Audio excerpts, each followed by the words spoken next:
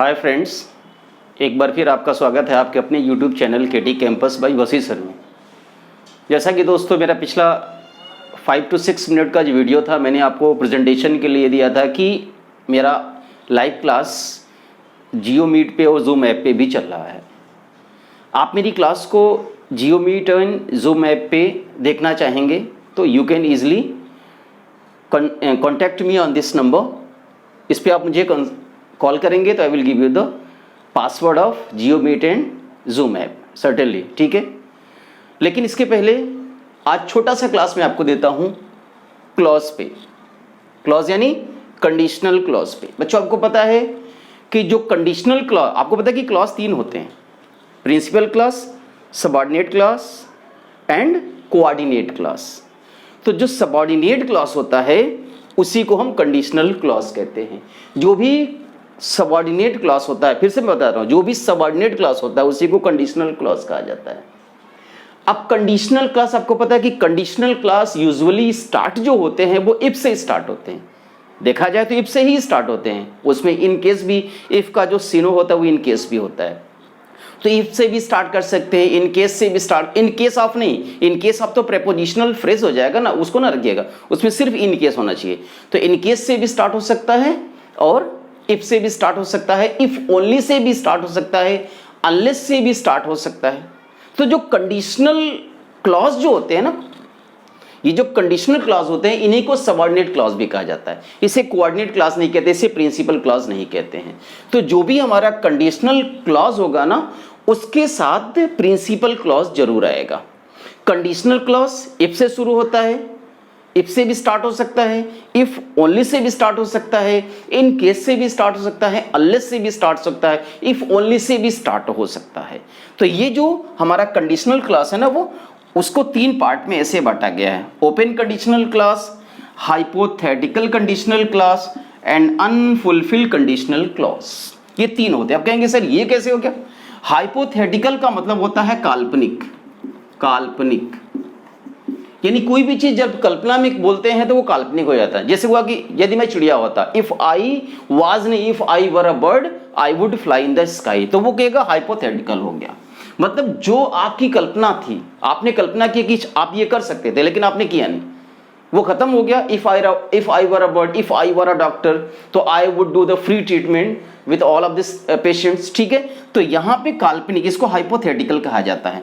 तो ये जो कंडीशनल क्लॉज होता है वो 3 होता है: ओपन क्लॉज होता है, हाइपोथेटिकल क्लॉज होता है और अनफुलफिल्ड क्लॉज होता है। ये 3 हमारे कंडीशनल क्लॉज होते हैं। ये ओपन कंडीशनल क्लॉज याद रखें बच्चे, ये जो ओपन कंडीशनल क्लॉज होता है ये केवल और केवल और केवल फ्यूचर में ही होता है, प्रेजेंट के फ्यूचर में होता है। प्रेजेंट के फ्यूचर में ये होगा, पास्ट में नहीं होगा। ओपन कंडीशनल क्लॉज केवल और केवल प्रेजेंट में ही होगा, ये प्रेजेंट में होगा। अब देखिए कैसे, मैं बताता हूं। जैसे लिखा है कि इफ ही कम्स लेट, अब ये प्रेजेंट में हो गया। तो याद रखिए बच्चे, ओपन कंडीशनल जो भी क्लॉज होता है वो प्रेजेंट में होता है और इसका जो प्रिंसिपल क्लॉज होता है वो फ्यूचर में होगा, प्रेजेंट के फ्यूचर में होगा। कैसे? If he comes late he will get punishment, punishment, ठीक है। तो ये क्या हो गया? ये जो हो गया आपका, ये जो दिख रहा है इफ से स्टार्ट हुआ ना, तो ये कंडीशनल हो गया। देखिए ये कंडीशनल हो गया और ये प्रिंसिपल क्लॉज हो गया। कभी कभी ऐसा भी होता है कि प्रिंसिपल क्लॉज आप स्टार्ट में भी लगा सकते हैं, कंडीशनल क्लॉज को बाद में भी रख सकते हैं। दोनों के प्लेस में कहीं कोई मामला नहीं है। ये आप पहले भी रख सकते हो, इसको बाद में भी रख सकते हो। जैसे एक सवाल आया कि I will give you the money if I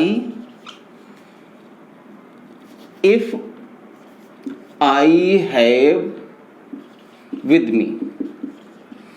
तो इफ आई हैव, आप कहोगे सर ये हैव क्या है? ये परफेक्ट में नहीं। याद रखिए बच्चे, अगर हैव के साथ कोई कॉम्प्लीमेंट आता है ना, कोई नाउन या प्रोनाउन आ जाता है तो ये सिंपल प्रेजेंट में आ जाता है। जैसे इफ आई हैड होता तो वो सिंपल पास्ट होता, और अगर इफ आई है इसके बाद मेन वर्ब नहीं आया ना तो यही मेन वर्ब हो जाएगा।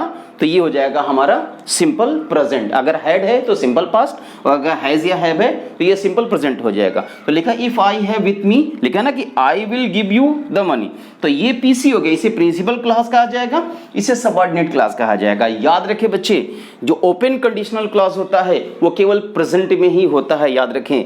देखिए ये प्रेजेंट सिंपल यानी प्रेजेंट इंडेफिनिट में है, और ये सिंपल प्रेजेंट में, ये भी प्रेजेंट में है, ये भी प्रेजेंट में है, ये भी ओपन कंडीशनल क्लास है और ये भी ओपन कंडीशनल क्लास है। तो याद रखें बच्चे, कंडीशनल क्लास 3 होते हैं, open conditional class, hypothetical conditional class and unfulfilled conditional class. तो जो ओपन कंडीशनल क्लास होते हैं वो केवल प्रेजेंट में ही होते हैं। जैसे ये देखिए, ओपन कंडीशनल क्लास है, ये प्रेजेंट में है, तो ये भी ओपन कंडीशनल क्लास, ये भी प्रेजेंट में है। तो अगर ये प्रेजेंट में है तो प्रिंसिपल क्लास भी प्रेजेंट में ही होगा, ये सॉरी प्रेजेंट के फ्यूचर में होगा, ये प्रेजेंट के फ्यूचर में है तो ये भी प्रेजेंट के फ्यूचर में होगा। चलिए अगला हम आपको बताते हैं, दूसरा जो है वो हमारा का हाइपोथेटिकल क्या होता है। तो अब हाइपोथेटिकल जो होता है वो कैसे, एक चीज और मैं बता दूं, एक चीज और बता दूं, जैसे लिखा है कि इफ यू, फिर से लिख देता हूं यहां पे, ध्यान से सुने, जैसे लिखा है if you drop the glass comma it might, यहां पे आ जाएगा ब्रेक।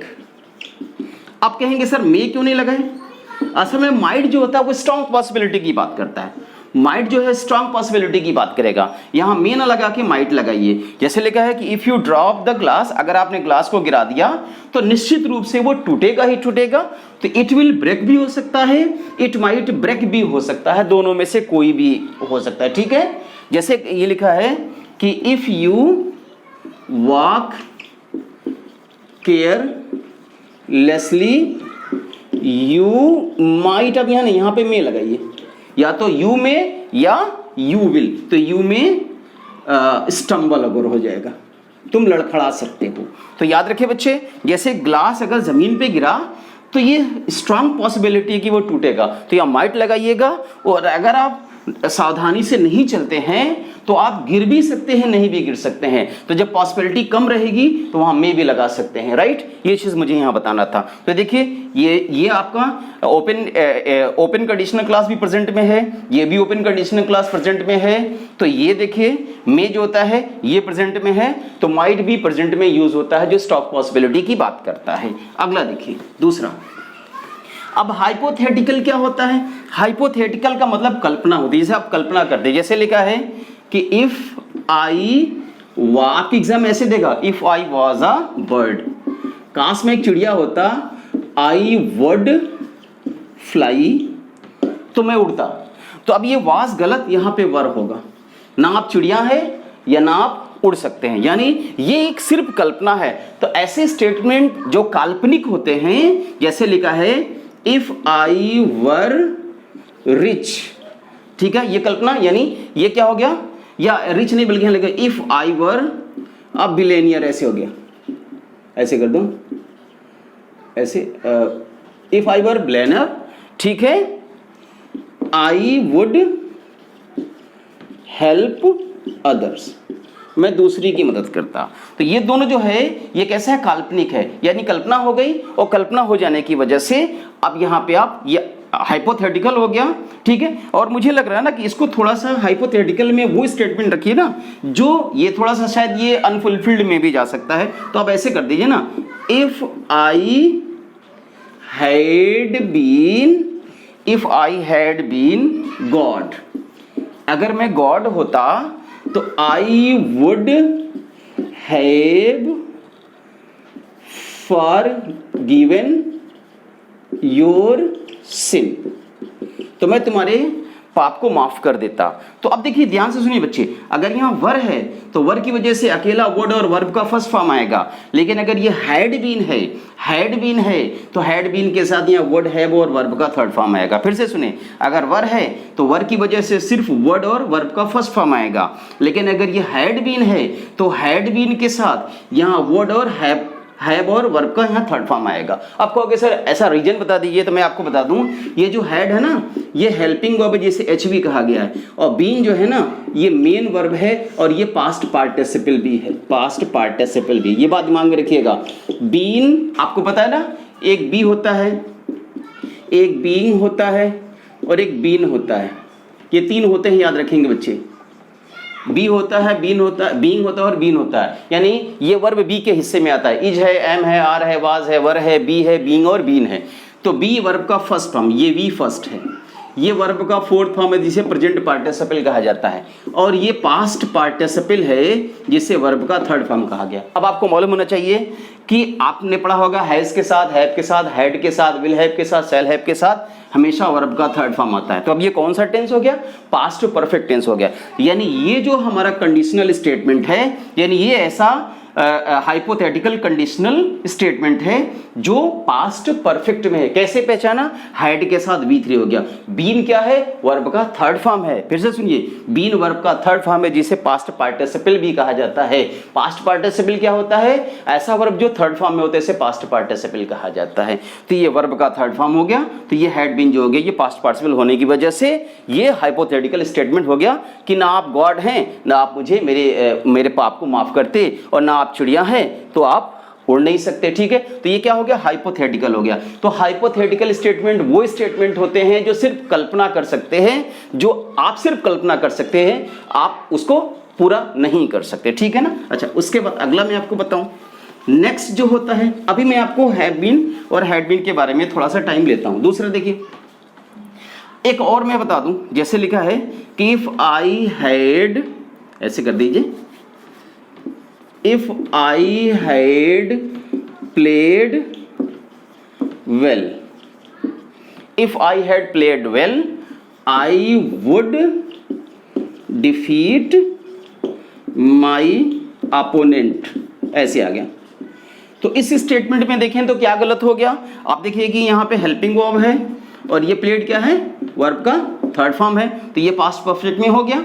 तो ये अब क्या हो गया? वुड के साथ क्या आएगा? वुड के साथ वर्ब का थर्ड फॉर्म आएगा, और सॉरी वुड के साथ हैव आएगा और हैव के साथ वर्ब का थर्ड फॉर्म आएगा। नहीं, यहाँ गलत है। क्या करेंगे? यहाँ वुड करेंगे, वुड के साथ हैव करेंगे, और हैव के साथ डिफीट का क्या हो जाएगा?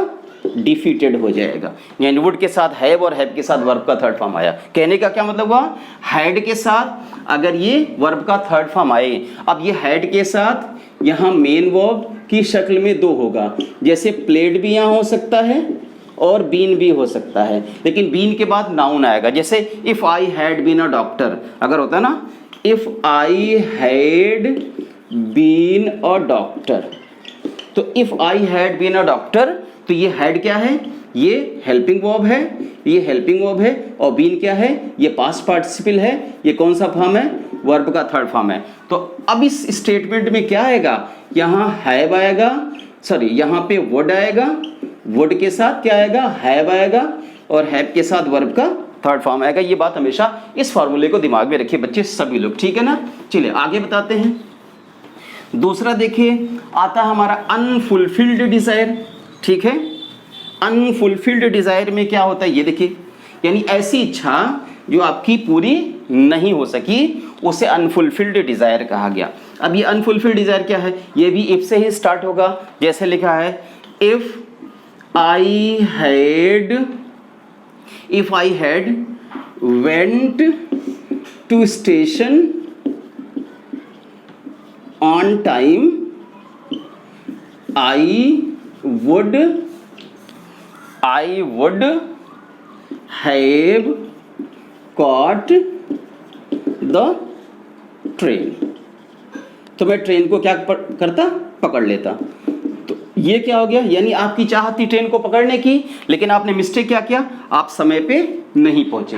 तो आप समय पे नहीं पहुंचने की वजह से क्या हो गया? आपने ट्रेन को मिस कर दिया। यानी वो क्या हो गया? अनफुलफिल्ड डिजायर था। यानी आपकी चाहत थी ट्रेन को पकड़ने की, लेकिन एक मिस्टेक था कि आप टाइम से ना पहुंचे, इसलिए ट्रेन आपकी छूट गई थी। अनफुलफिल्ड डिजायर होता है। ठीक है, जैसे लिखा है कि if I had been there, फिर वही बात आ गई। ये हैड क्या है? हेल्पिंग वर्ब है। बीन क्या है? ये मेन वर्ब है, वर्ब का थर्ड फॉर्म है जिसे पास्ट पार्टिसिपल कहा गया। If I had been there I would help you, अगर आ जाए बच्चे तो ये गलत हो जाएगा। यहाँ वुड काट करके और हैव काट करके यहाँ पे करिए वुड, वुड के साथ हैव और हैव के साथ हेल्प का हेल्प्ड हो जाएगा, ठीक है ना। ये चीज हो गया होगा। अच्छा, अब आगे देखिए दूसरा हम आपको बताते हैं, ध्यान से सुने। मैं पूरा कंडीशनल स्टेटमेंट को सही से आपको बता दे रहा हूँ, ठीक है ना। एक आपने सुना होगा ना, ये हैड होता है और फिर हैड होता है, तो याद रखिए ये हैड हेल्पिंग वर्ब होता है, ये हैड मेन वर्ब होता है, ये वर्ब का थर्ड फॉर्म होता है। आपको पता है हैव वर्ब का फर्स्ट फॉर्म होता है, हैड वर्ब का सेकंड फॉर्म होता है और हैड वर्ब का थर्ड फॉर्म भी होता है, और हैज जो होता है ये वर्ब का पांचवा फॉर्म होता है, ठीक है ना। तो हैव ये फर्स्ट फॉर्म, ये सेकंड फॉर्म, ये थर्ड फॉर्म और ये कौन सा फॉर्म, पांचवा फॉर्म होता है, जिसमें इस मेन वर्ब के साथ ऐसे एस लगाते हैं, वही हैज आ गया, ठीक है ना। अच्छा, ये चीज़ देखिए ध्यान से। अब ये हैड कहाँ लगता है, ये देखिए कैसे। जैसे लिखा है if I had money, if I had money, अब लिखा है आई वुड गिव यू। तो इसमें कहीं कोई गलती नहीं है कि ये क्या हो गया, ये पास्ट इंडेफिनिट हो गया। फिर से सुनिए बेटा, हैड के साथ जब यहाँ नाउन आता है तो ये पास्ट इंडेफिनिट या सिंपल पास्ट होता है, ये पास्ट इंडेफिनिट या सिंपल पास्ट होगा। तो अगर ये पास्ट इंडेफिनिट है तो यहाँ वुड के साथ वर्ब का फर्स्ट फॉर्म आएगा। लेकिन अगर ये ऐसे होता if I had money, if I had money I would have given you, तो अब यहाँ क्या करेंगे, इस हैड का हैड करेंगे। क्या फार्मूला है कि वुड हैव के साथ जब वर्ब का थर्ड फॉर्म आता है तो ये जो हमारा अनफुलफिल्ड कंडीशनल यानी कंडीशनल क्लास है वो पास्ट परफेक्ट में होना चाहिए। तो यहाँ हैड के साथ हैड आ जाएगा, ये हेल्पिंग वर्ब हो जाएगा और ये मेन वर्ब हो जाएगा। इस तरह की हमारी क्लासेस जो है आपको कंडीशनल स्टेटमेंट में दिखाई देंगी। अभी मैं आपको इसका डिटेल पढ़ाऊंगा। अगर आपको वाकई में इंटरेस्ट है मेरी क्लास को करने के लिए तो मेरे केटी कैंपस, पहली बात तो इस मेरा जो अपना चैनल है इसको आप सब्सक्राइब करिए, लाइक करिए, शेयर करिए। दूसरी बात, आप मेरे जियो मीट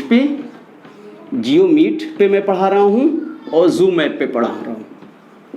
जियो मीट और जूम ऐप पे आप आइए, आपको हम सारी चीज़ें एकदम से डिटेल में पढ़ाएंगे, ठीक है। So please call me on this number, I will give you the password of Jio meet and Zoom app from morning to evening. एक बात और बता दूं, गर्ल्स की जो क्लास है वो कल से स्टार्ट होगी 8 से 9 और 9 से 10, और बॉयज़ की क्लास जो स्टार्ट होगी वो 4 से 5 और 5 से 6 गर्ल्स से स्टार्ट होगी। तो जिनको भी इसमें मेरी क्लास को लाइव देखना है इस नंबर पे मुझे कॉल करें, मैं उनको जियो मीट और जूम ऐप का पासवर्ड शेयर कर देता हूँ। Thank you so much for watching my video.